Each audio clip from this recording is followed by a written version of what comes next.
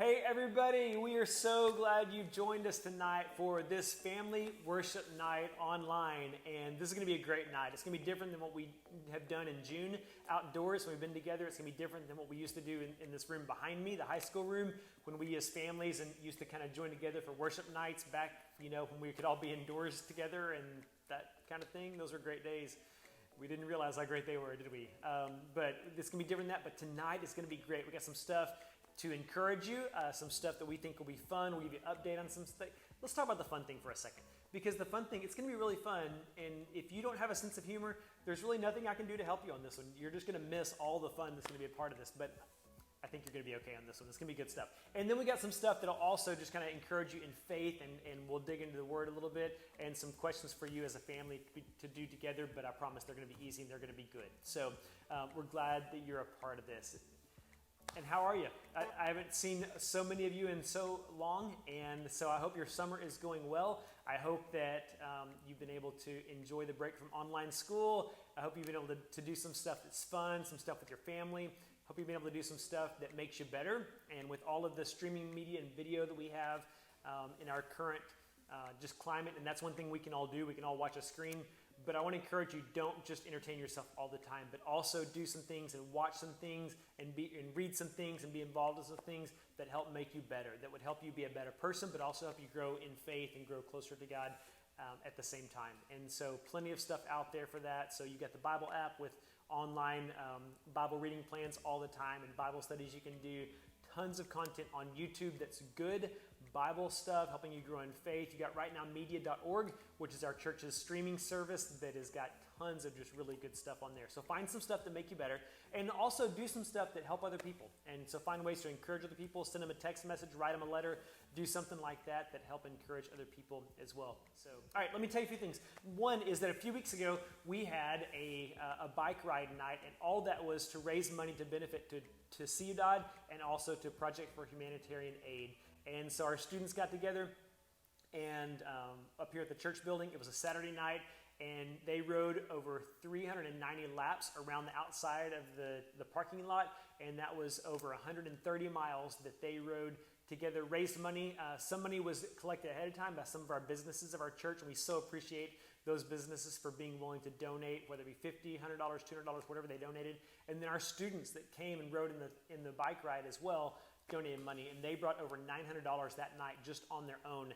And it was a great night. In all, we raised $2,490 that was split halfway, half sent to Ciudad, half sent to PHA, and it was so great to be a part of something for others on that night that we got no benefit out of at all, but we were able just to help and bless other people. And so if you got ideas for how we can do things like that when we're not doing summer camps, not doing mission trips, we'd love to know it. We'd like to be a part of things like that. Okay, also I want you to know that Ingrid and Mitchell over the past 2 weeks have made a lot of trips and put a lot of miles on vehicles going and delivering boxes to students. And so if you haven't seen these yet, these are what the boxes look like, and inside a lot of really cool stuff. It had a water bottle with the summer logo. I think you can see it there. Had a t-shirt with the same and a sticker with the same as well. And then inside had just some food stuff. So sour straws, some Pringles. Can you see in that? Pringles are upside down, sorry. Some gum, some Fun Dip, best candy in the world, some Capri Suns that were in there as well. And so thanks to Mitchell and Ingrid for doing that and delivering that. And listen, we hope to be together soon again in person, outdoor Bible studies on Wednesday nights and family worship night on Sunday nights. We've chosen to take a break from that right now temporarily just because the rise of COVID-19 and how much it is present in our community, just doing everything we can to keep people safe. And we also hope that doing this will involve some of the families that haven't been able to come up on a Sunday night. And so maybe you're able to join in with this and weren't able to come up here. And so that's great if you are. We're so thankful and so glad. Tonight we're gonna start with a video clip, and this video clip is about verses that are not in the Bible, and yet that some people think that there are. So this is a guy named Cool Carl. He makes just videos that mostly are just for no point whatsoever, and this is another one of those that has no point whatsoever. It's about 3 minutes long, and so we hope you enjoy this about Bible verses not in the Bible. Hi there, little chicken nuggets. It's me, Carl. Hey. As Christians, we often find ourselves quoting some of our favorite verses. Some like Philippians 4:13, John 3:16. One of my personal favorites, Proverbs 27, verse 14.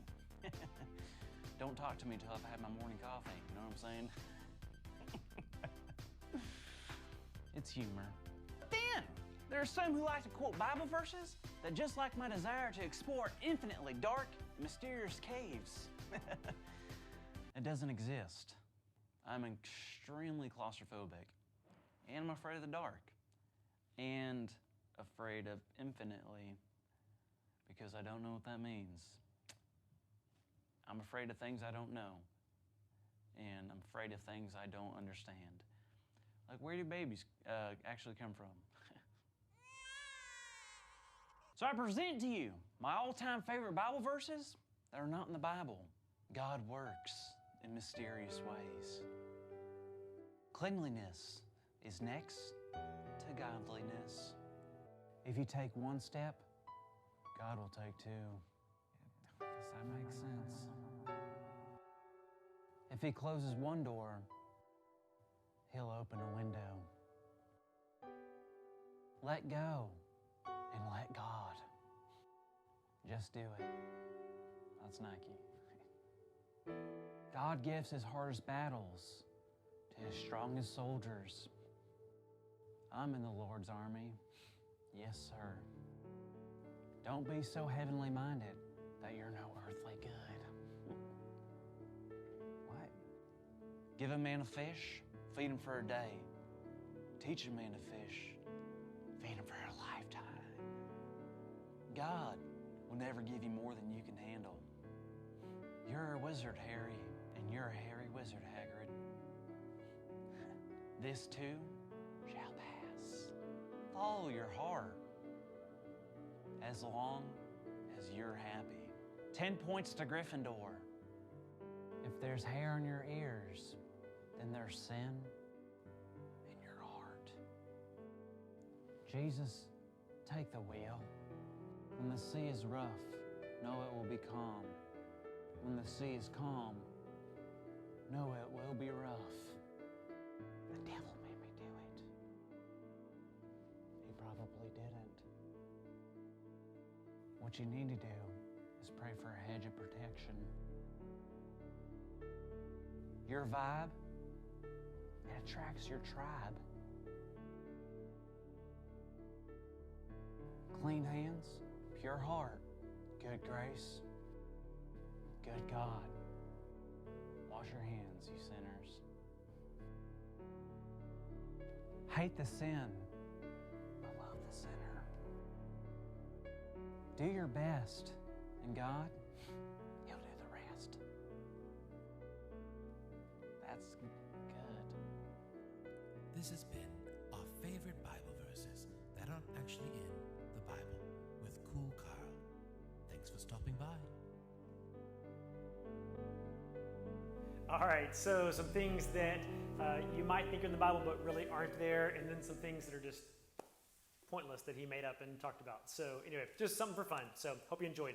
Okay, so the next thing tonight that we're going to spend some time doing is watching a video, and this is by a guy named Fred Lynch. Fred's a youth speaker, speaks all around the country, and in this specific video, I want you to listen to what he talks about a decision he made about his faith in Jesus to be public. Now, we've got our private life with Christ, but also our public life with Christ. Our private life with Christ is very important. It's our relationship with God. It's our personal time that we spend with Him, not just having to come to church and someone tell us to pray, that we would actually pray, but we would pray on our own, that we would grow on our own, that we'd spend some time doing that and growing in faith, connecting with Him, being in relationship with Him, spending time talking to Him, spending time listening to Him, spending time in the Word. All that's our private relationship.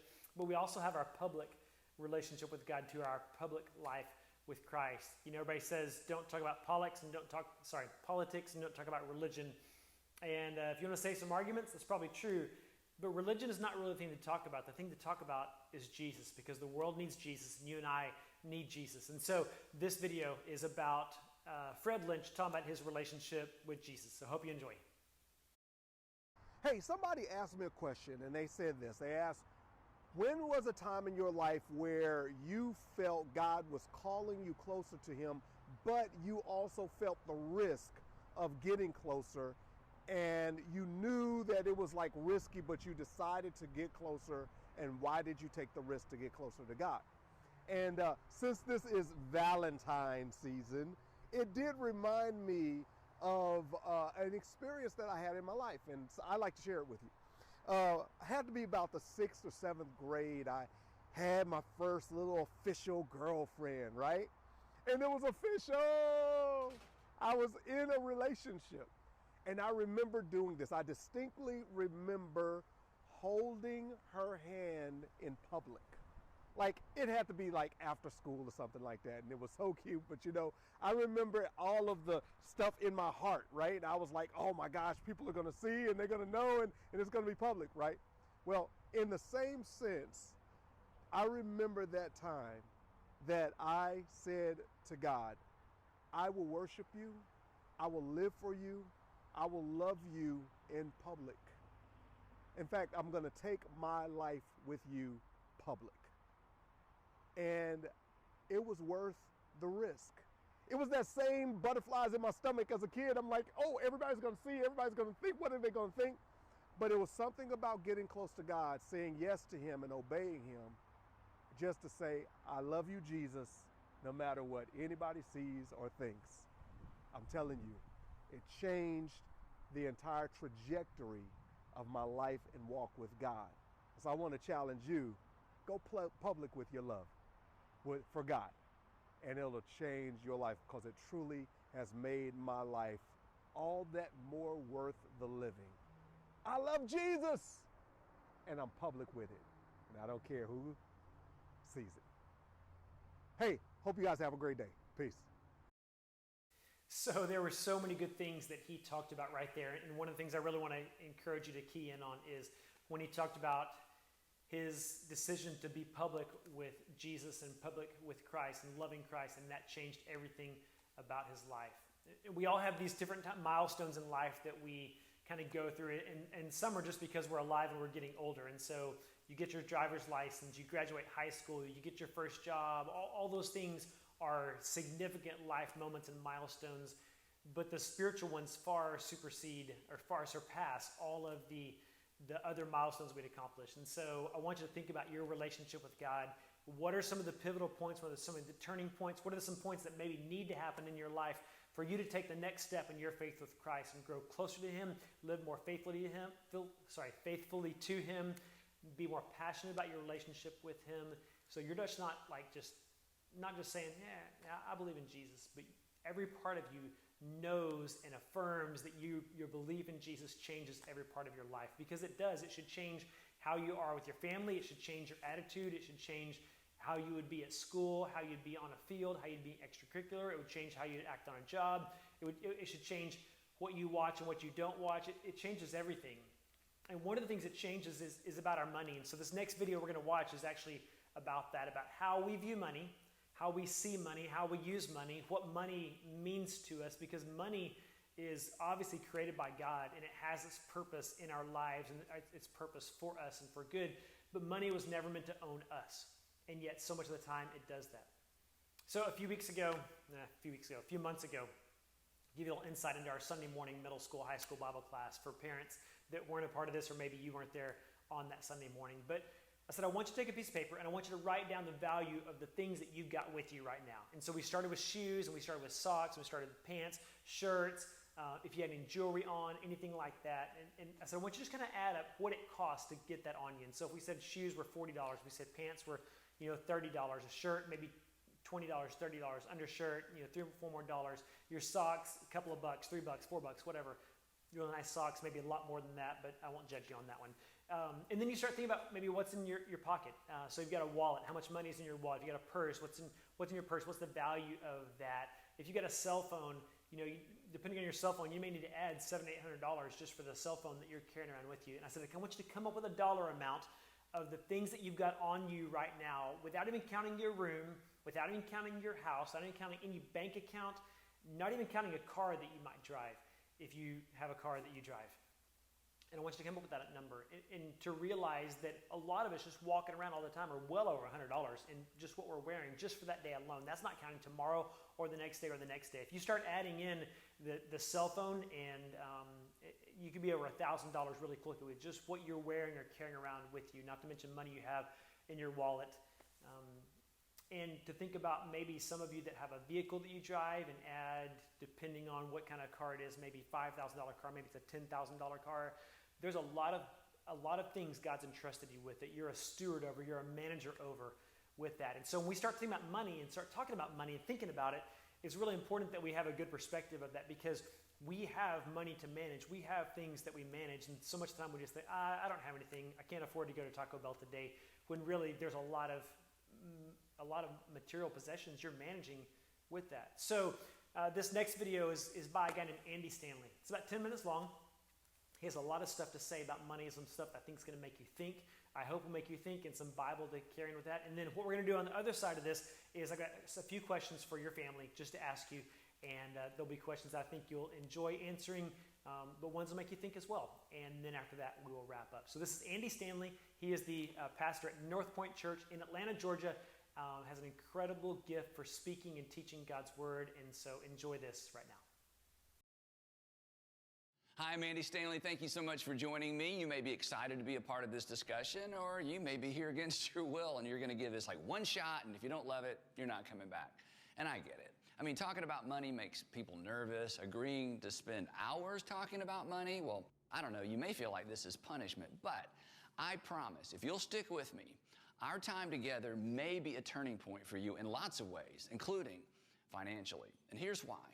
For the next few weeks, we're not just going to talk about money. We're going to let our money do the talking. And no, this isn't going to get weird. We're just going to kind of flip the script. You see, usually, isn't it true, you're the one telling your money what to do? Buy me some groceries, pay the mortgage, go into savings. But what if instead we allowed our money to talk to us? What if we invited our money to pull up a chair and give us some advice? What would our money say if our money talked? Now, the truth is, some of us would probably rather not hear from our money. We already know what it might tell us. It would probably sound like a disappointed parent. You know, I'm not mad, I'm just disappointed, and for good reason, because some of our financial decisions in hindsight, well, they really don't make much sense. And we'd expect our money advice to be, well, pretty much common sense. See what I did there? Anyway, sorry. Anyway, we'd expect our money to say pretty much the same things that a financial planner would say, or maybe an accountant would say, or maybe a wise parent.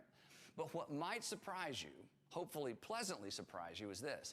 What our money would say if our money could talk actually matches what Jesus said when he did talk about money 2,000 years ago. Now, if you grew up around church, you've probably heard this before, but Jesus actually said more about money than just about everything else. In fact, he said more about money than he did heaven, but not because he needed any. In fact, best we can tell, Jesus never even asked for any. He wasn't after people's money. He was after something else, but it wasn't their money. More on that later. Now, before we get to the first thing our money might tell us if our money started talking, I want to ask you a question. And I know this is going to sound like a strange question, but here's the question. What do you do with your spare money? Not your spare change, your extra dollars, your spare dollars, the ones that you don't really need. And it's not a trick question. And if you're thinking, Andy, who has spare dollars laying around? Sometimes I'll spare a dollar for a good cause, but I don't have any extra money, and I certainly don't have any extra money laying around. And technically that's true. You don't have extra money just laying around, but you do have extra. Have you ever taken a vacation? Have you taken a vacation in the past couple of years? Do you have a car? Do you have more than one car? Do your kids have a car? Does your car have its own little house? Have you ever driven a perfectly good car to a car lot and then left it there and drove away in another perfectly good car but newer model that you used some of your extra money to purchase? How about this? When you went to purchase your current cell phone, did you walk into the store with a perfectly good cell phone in your pocket? Of course you did. You see, people with extra, we don't wait for things to break. We upgrade. We trade things in. Or how about this? Don't raise your hand. Have you ever gone into your kitchen, a kitchen that has countertops, a microwave, an oven, a refrigerator, and then ripped it all out, and then used some of your spare money to replace it all with countertops, a refrigerator, a microwave, and an oven? Do you have so much spare money that you actually pay someone to keep track of it for you? Like someone else's job is to take care of all of your money and invest it so it turns into more extra money? So when I put it like that, what do you know? You do have spare money. You just don't feel like you do. And the reason why you don't feel like you do is a word we don't talk much about. It's the G word. It's greed. It's hard to see greed in the mirror. Now, I can see greed in your mirror, but it's hard for me to see greed in my mirror. In fact, I've never had a conversation with anybody who was having financial problems who said, you know what, my problem is greed. Greedy people say things like this: I'm just careful. I'm a good money manager. I'm a saver. Again, it is very difficult to see greed in the mirror, and yet greed is behind much of our financial struggle, and greed is behind a lot of our financial stress. Maybe a definition would help. Greed is the assumption that it's all for my consumption. You see, you can be poor and greedy, or you can be rich and greedy. Greed has nothing to do with an amount of money. It has everything to do with an assumption about money. So your dollars become things. They become a house. They become things in your house. They become a car. You just consume, consume, consume. Or maybe you do the opposite. Some of you don't spend all of your extra money. You hoard yours. Of course, we don't call it hoarding. We call it saving.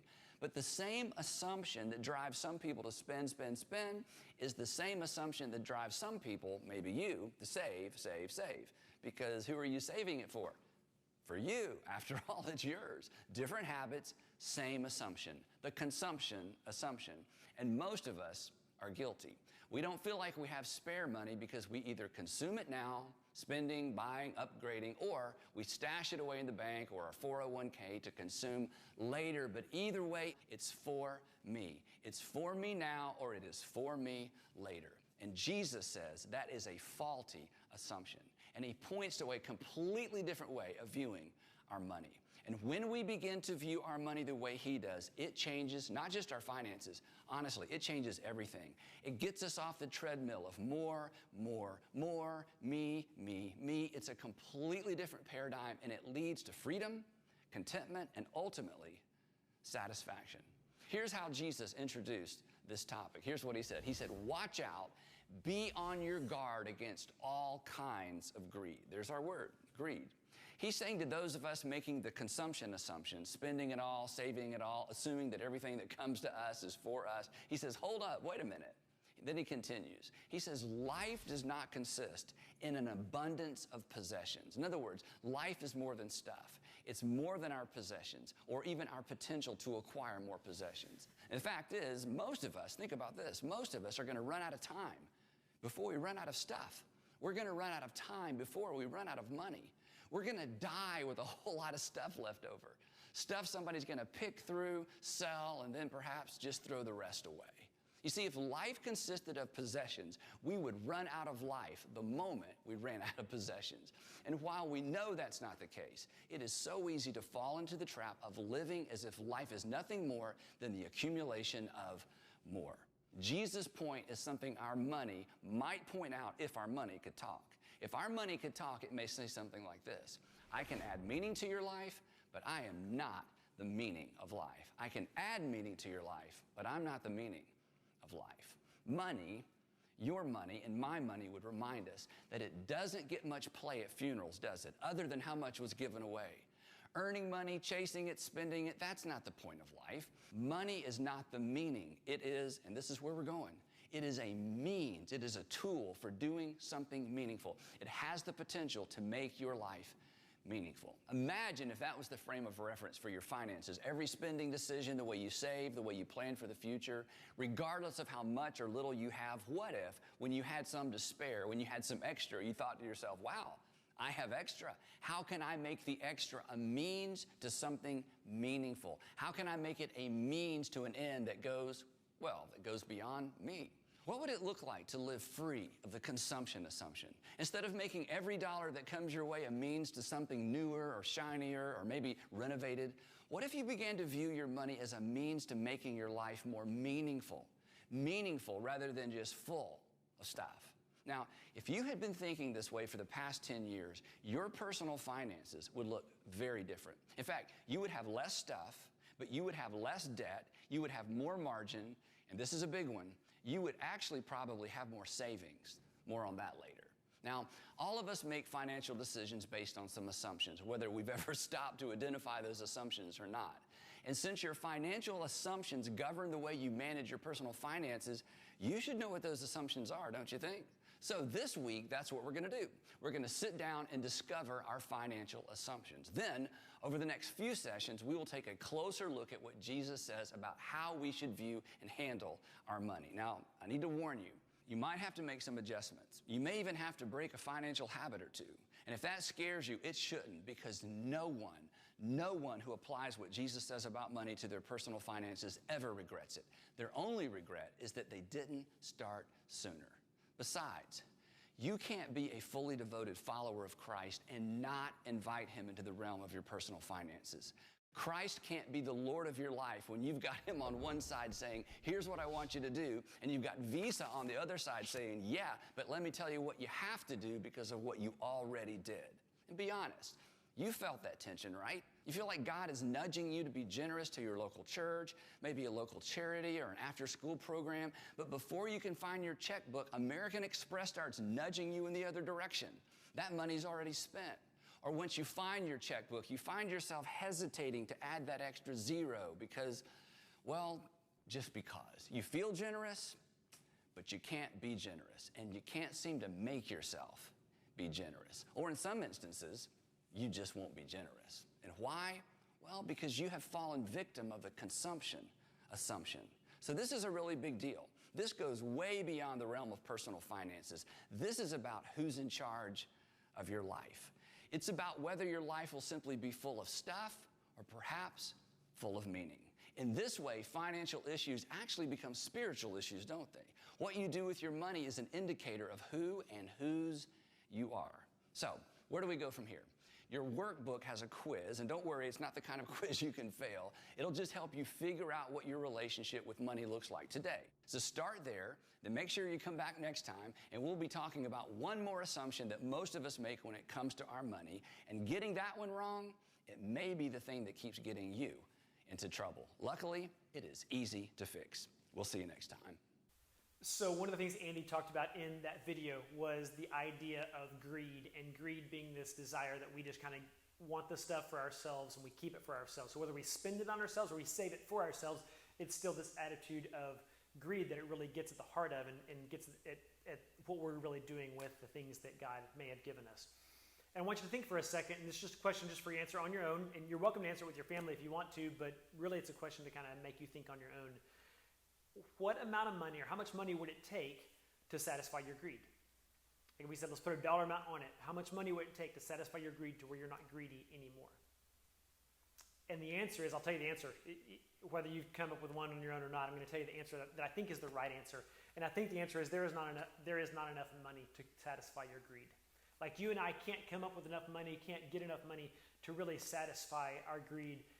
Instead, the way to deal with it is how we manage it, how we manage our greed, how we let greed have a place in our life or not have a place in our life, how we choose to live our life in a way that lets God be our master instead of money being our master, that can help us, and that's the only thing that can really help us to overcome the greed that could be in our life. So again, there's not an amount of money that can help you overcome it, but the way you manage it, the way you see it, the way you live your life, and the way you choose to follow Jesus in the way you manage your money has everything to do with it. So just something to kind of get you thinking about there as we kind of begin. Okay, so let me give you a question or two, and I'm going to give you some questions, give you some time up on the screen for you to answer this with your family. And so students, I want you to answer this one first, followed by any parents answering that, and then siblings after that. So if there's more people there, they can go in the category of siblings and answer this at the end. But the first question is going to be this. Why do you think God created money? What's the purpose of it? What's the point of it? And secondly, what difference should it make in your life that you follow Jesus in how you handle money? So the way you handle money, and I'll reword this a little bit differently on the screen here in just a second, but in the way you handle money, what difference should it make in your life that you follow Jesus compared to someone that doesn't follow Jesus and how they would handle money? So that's your first question. I'll give you about a minute or so to talk about this, and we'll be back with another question after that.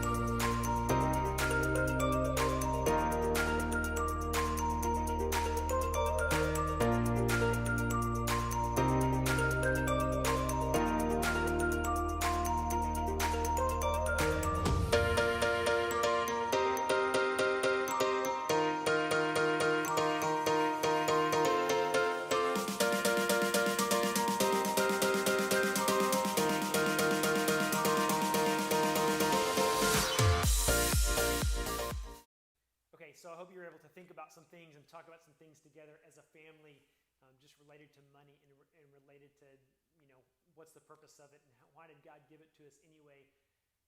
And let me give you a little insight. If God gave us money and He created it, then there's obviously good to do with it. But there can be a dark side to it as well. And so money is no different. And so you could look at something like entertainment and you say, well, there's a good entertainment, but you can also know there's bad in some entertainment as well. And we've all known of bad entertainment, or seen bad entertainment. People entertain themselves with things that are just flat evil.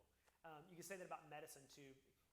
Medication can be so helpful to overcome a sickness or an illness, but you can also have the wrong kind of medication, overdo medication, or take medication that's not prescribed to you, or illegal substances, and they can do so much more harm. So there's good and bad about everything, and money is kind of the same way. And so we look for the good in money. We choose to follow God with the way we use our money and choose to manage it in a way that would glorify and honor Him.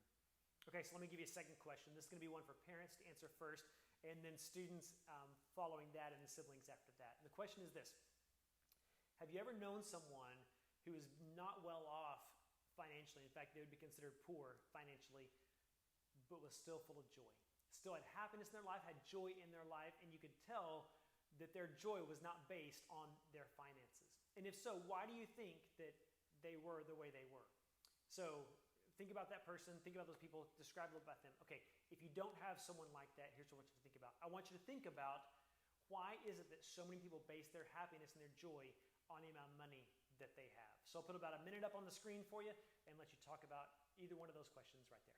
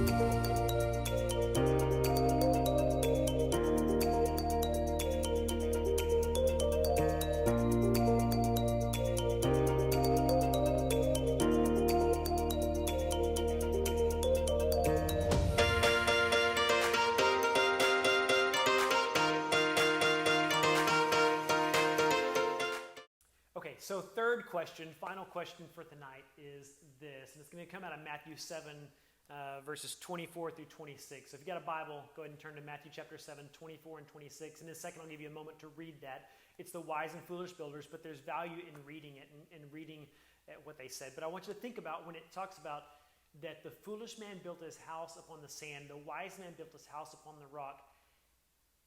And we could spend a long time talking about that and the implications in our life and what that really means for us. Because there's a way to build your life on something that is wise and something to build your life on something that is foolish, or ways to build your life on things that are foolish. But I want you to think about, if we're supposed to build our life on the rock, supposed to build our life on Christ, and yet so much of the time we tend to build our life on possessions. And life does not consist in the abundance of possessions. We learned that earlier. But yet we still seem to try to build our life on that. And we say, here's how I describe my life. We talk about the place that we live and the possessions that we have and the things that we have and that we do and that we own and that we have in our lives.